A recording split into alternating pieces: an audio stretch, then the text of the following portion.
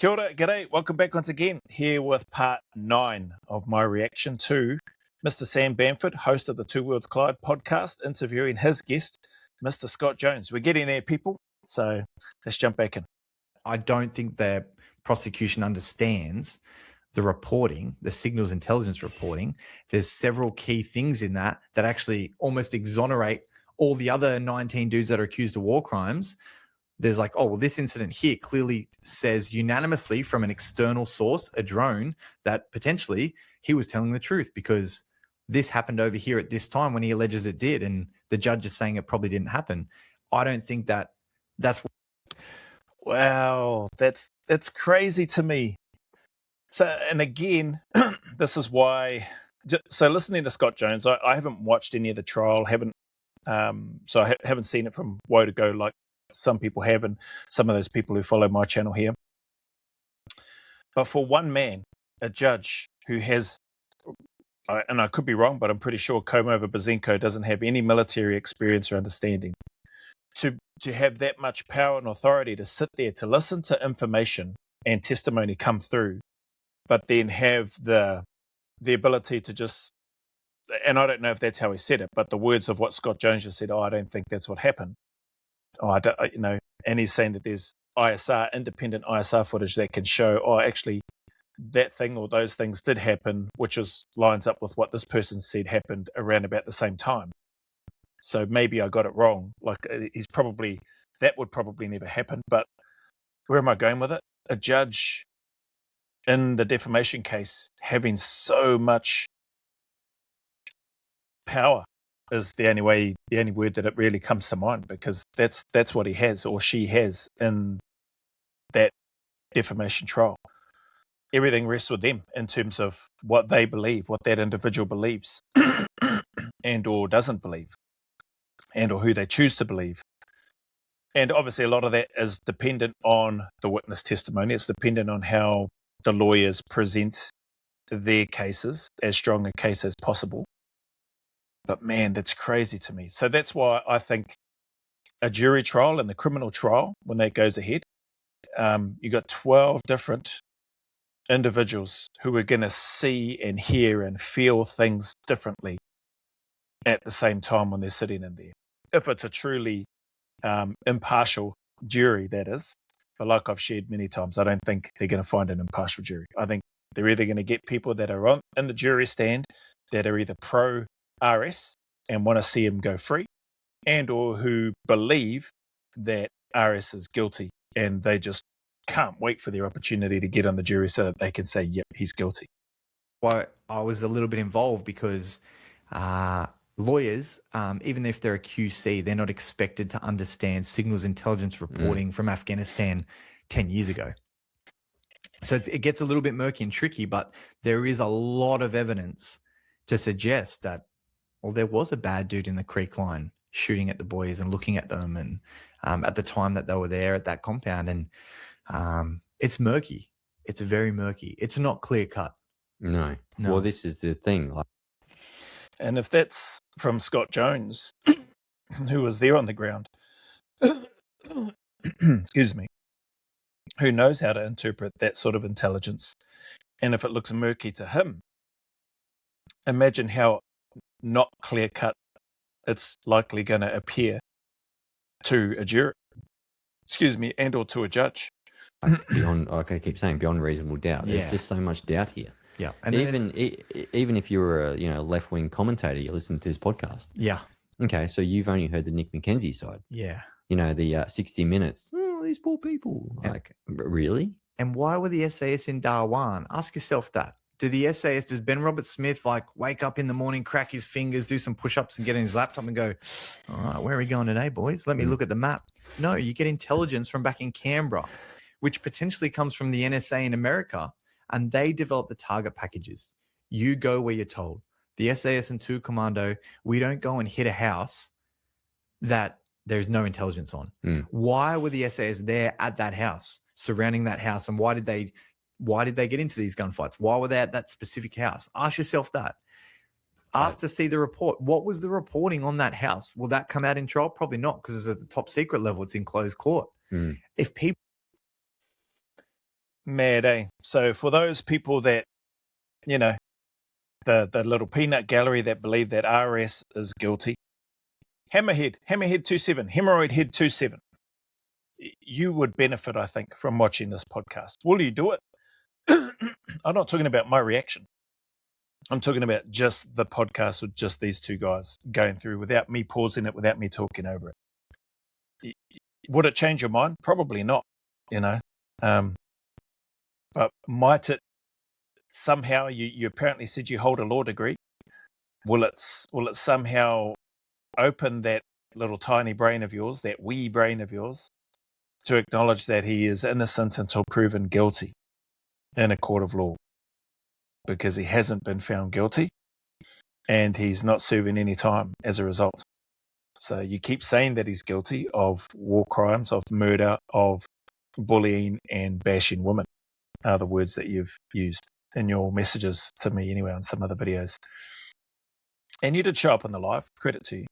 Read your article, I understand where you're coming from. But that's been and gone. You're talking about a defamation case whereby he lost on the balance of probabilities. He's under investigation. He was under investigation before he brought the defamation case. And now he's going to be going to a trial. But he's innocent until proven guilty. And if people would take the time to have a listen to this podcast, they'd be, oh man, geez, there is going to be a heck of a lot that's going to have to come out in some way, shape or form. And how do they do that with a jury if classifications are at top secret and if it has to go to closed court, etc.? And how does that information get distilled to the jury, who I presume ultimately would be the ones that have to make the decision? Anyway, people knew what the individuals in that house were saying and doing and planning, then again, they're not innocent people. Whatever happened. I don't know. I wasn't there. Whether he was engaged by gunfire or kicked down a cliff or whatever, I don't know. But what I do know is that the evidence that suggests that house, everyone in that house was harboring the individual, it's almost clear as day, that shot the 3 soldiers, Hekmatullah. Yeah. I remember that bag of shit. Objective jungle effect. I remember that bag of shit. Yeah. We went out looking for him for like 3 months. That's right. And if you see him and you're a member of the SAS and he's on the JPEL, he's the objective jungle effect. If he is seen, does he need to be armed, Sam? No. What if he doesn't have a weapon? He still murdered 3 of my mates. Yeah. And he's prosecutable because at all times, ROE 429 permits that he is taking a direct part in hostilities. That's the legal part of it. That's the moral part of it was he murdered 3 of my mates. Yeah, he and did. that bag of shit, Hekmatullah, is still roaming free in Afghanistan now. Yep. He's a hero over there. Yeah. Apparently a hero. He is. Slaughtered 3 of my mates. But with the addition of the drone technology, some of the Aussie diggers are finding over in Ukraine right now, and they're bringing those technologies now to other nations. And some of these drones that we've got, they can fly a few thousand kilometers. You know, look at the Shaheeds that are flying around hitting AMAB from Iran. They've got that technology in Iran. And wouldn't it be ashamed if some of these boys coming home, instead of getting thrown in jail for helping the Ukrainians fight, sent a couple of drones up from the sea, Lord can only over hope. Afghanistan? Yeah, wouldn't that be interesting? I still think to myself most days that guy's still walking around. Yeah, it still bugs me. Yeah, it would. Yeah, I would always, me. I could imagine that. It would bug. Excuse me. Would bug any normal person, I would like to think. If 3 of your mates have been murdered by somebody who managed to rot the system to infiltrate coalition forces, in this case an Australian compound and an Australian task force, which would have been helping to train up the Afghan National Army, or the ANA, only to be fooled. So they've got through all the vetting and everything else. Turns out they're actually an Al-Qaeda or Taliban insurgent, and they managed to murder 3, in this case, of Sam Bamford's mates. That would be haunting for an individual, especially, depending on the closeness of the friendship as well, would be extremely hard. Just imagine what it's like for the family members, for the parents, for the siblings, for the cousins, the aunties, the uncles, let alone your brothers that you serve with in the military. I think I've said this on a podcast before. If I didn't have my wife and my kids and the life I live now, I'd probably go over and Yeah, for sure. you know, Yeah. he doesn't deserve to be breathing. Nah, it's and it's who we are, and we back our mates. Some people dog their mates, but the majority of Australian soldiers back their mates. Have you heard the story of Ben Robert Smith on that night, the 29th of August? Do you want me to? I'll quickly tell it for you anyway, just for everyone. So what happened the 29th of August was Hekmatullah was an Taliban soldier, infiltrated the Afghan National Army, which partnered with the Australian Defence Force. And he was only in there for about 3 weeks, right? But got sent out to patrol base Wahid. And after a patrol one day, all the Australian soldiers were getting ready for bed. A few of them were playing cards. Imagine, sorry to interrupt Sam's story, I'll come back to it, but imagine if they took Hekmatullah out on a job, the coalition forces and other legitimate Afghan National Army members, and there was a large Taliban fighting force. Imagine if this guy Hekmatullah was at the Battle of Tizak, as an example, and maybe he was embedded with, heaven forbid, RS's team or something like that. And there were way more Taliban in that area than there were operators that went in. But just imagine what would have happened, I think, if Hekmatullah was there in that moment. And then all of a sudden the boys are taking rounds from within their patrol from a local Afghan who they believed was cleared of all the vetting security processes, which would have been in combination with the Americans, with Australia, etc., brought into their team, and then he's blinking dropping guys in their team. Man, just maybe because he wasn't there for very long, what Sam's talking about is only there for 3 weeks. Maybe they were getting concerned, and maybe he was getting concerned that he might get found out by either other legitimate Afghan National Army people, or maybe he was worried that maybe his security clearances or whatever, the vetting that had been done, that some gaps might have started to show up. Who knows? But anyway, let's jump back to this story that Sam's sharing about RS. I have heard this story before, but it's great to hear Sam talk about it again. He walked up from his Afghan National Army position, because we used to share the same base, because we do partner patrols. And it was lucky, right? Because he went to go grab a PKM, a machine gun. But the machine gun said, no, I'm not going to give it to you. So he only walked up with his AK-47. And that machine gun had something like 200 rounds clipped to it, or 150 rounds with 7.62. So if he got a hold of that, it wouldn't have been 3. It would have been more like 15 blokes killed. Yep. But he emptied his AK-47 clip, shot 3 of my mates, injured 2 more. Brutal scene. Guys on my podcast have told the story from a first-hand account a lot of times, and I don't want to steal the story from them. But if you want to, go back and listen to Jay Toop, Matthew French, or Corey Neal. Any of those podcasts, they're brilliant. Hand-eye and, first-hand account of it. It is brutal. But anyway, the first team to fly out was RS and his team. He came in, got the whole scene under control. If imagine just 15 first-time diggers going over to Afghanistan, lids, and we're all young. Yeah, Martin was 20 years old when he died. Pody was 23. Milosevic was older, late 30s, but he had 2 kids at home. No one kills a man named Milo and gets away with it. That's it. I know. No. Love my Milo. Thanks for putting a bit of laughter into my story. Sorry, mate. But the first team to fly out was Ben and his team. He took the whole scene under control because, everyone. Sadly, the one piece in there, it's nice that they were able to have a little bit of a moment and a bit of a giggle.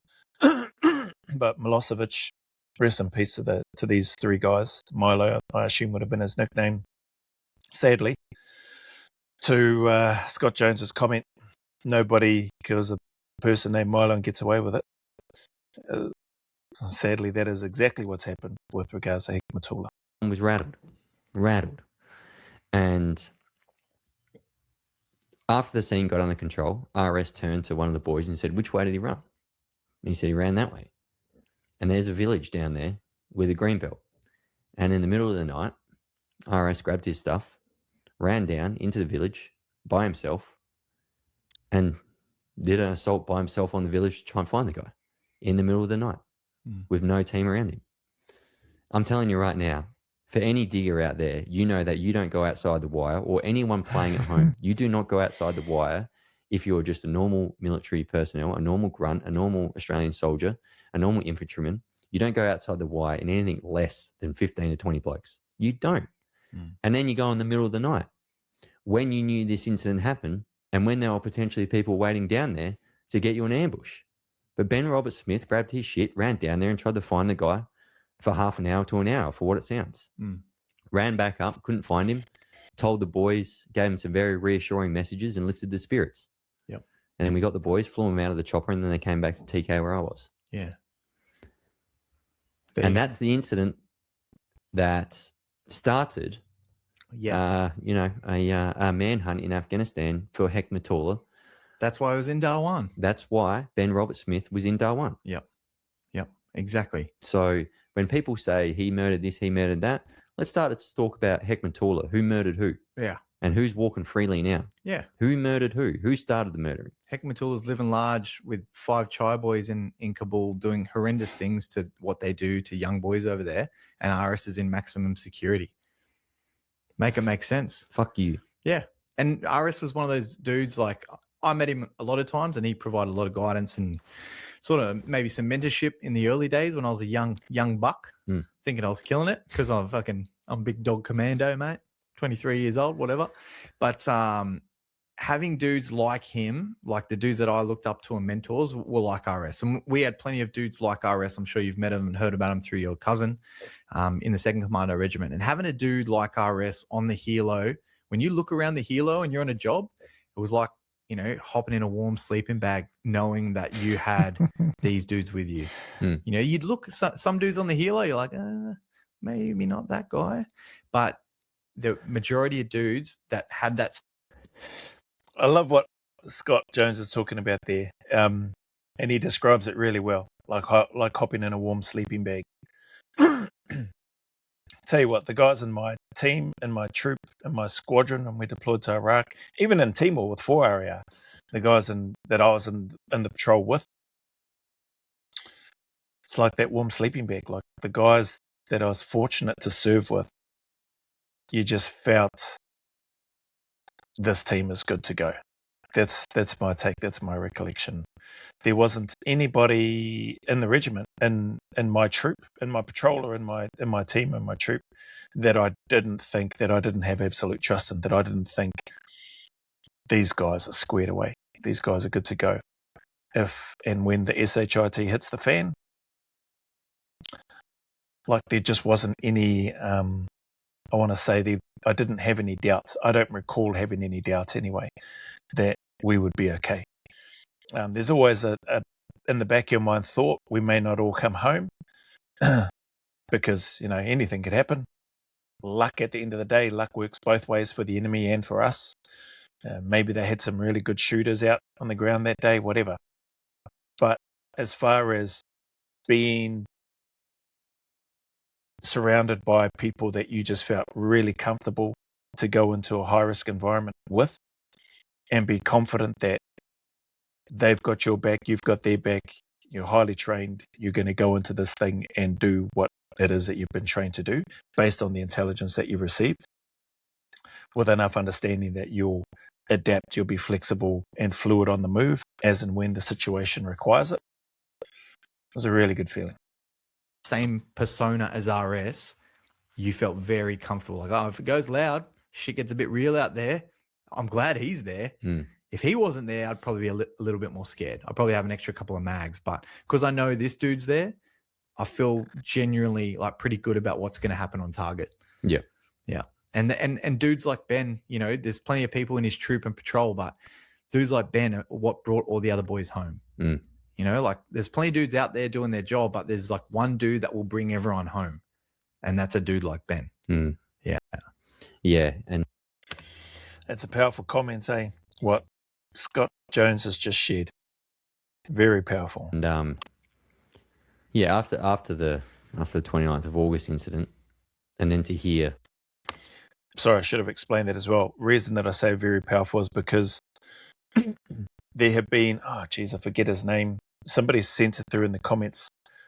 So-and-so in a podcast, I think it might have been on the Zero Limits podcast, spoke about if RS wasn't there,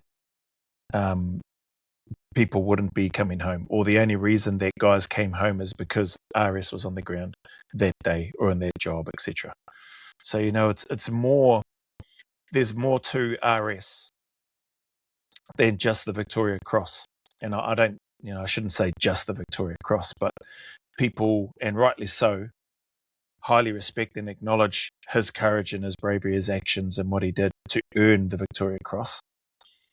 But there were so many other jobs whereby there wasn't a Victoria Cross on the line, like what Sam Bamford just spoke about with RS going down into the Greenbelt at night to look for Hikmatullah on his own.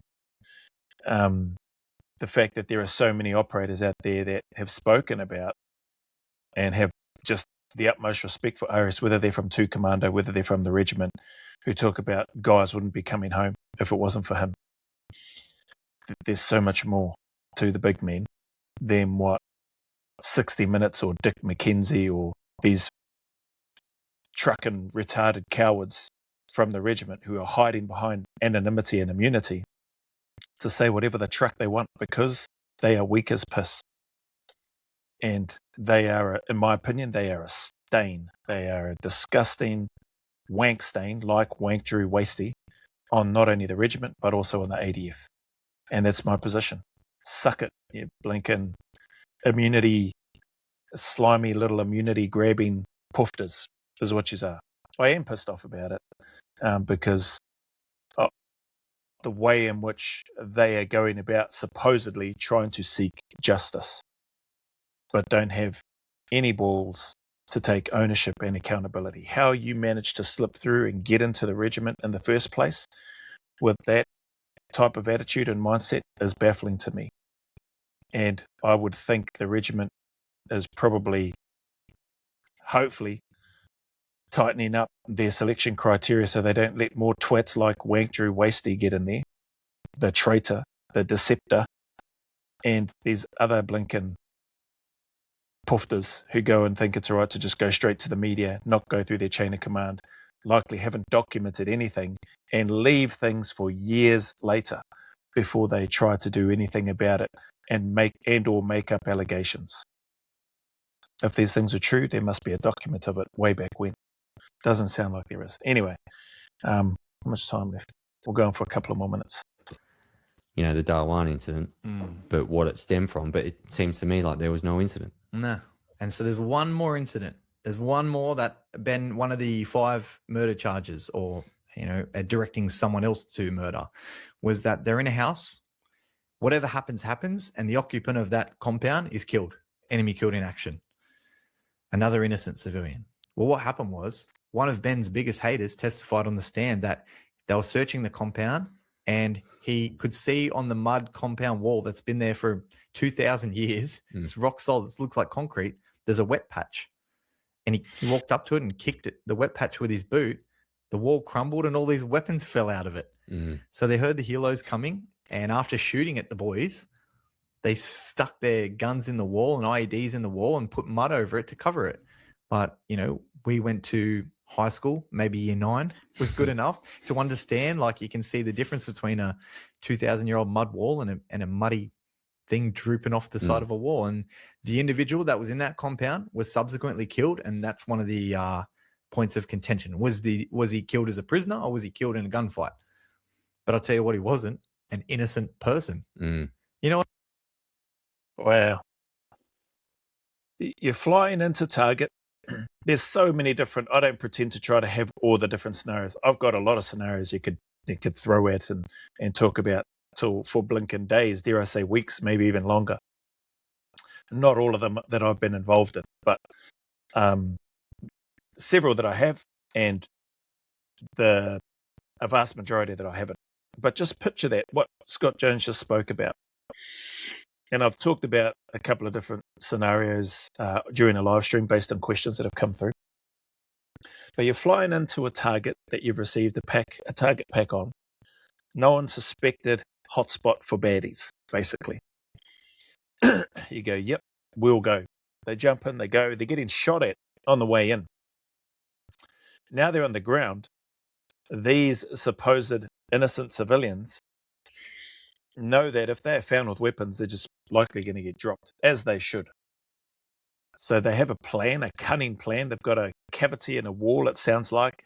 They dump all the weapons, IEDs, everything else in there, and then they quickly got a bit of a mixture ready and they mud it up. They cover that up, whatever it looks like, and to hide the things that they may have been using and shooting with prior to, moments earlier. It gets discovered. They kick that. They discover the weapons because it's fresh, because it's likely from the vicinity whereby the aircraft was getting shot at when they were coming in.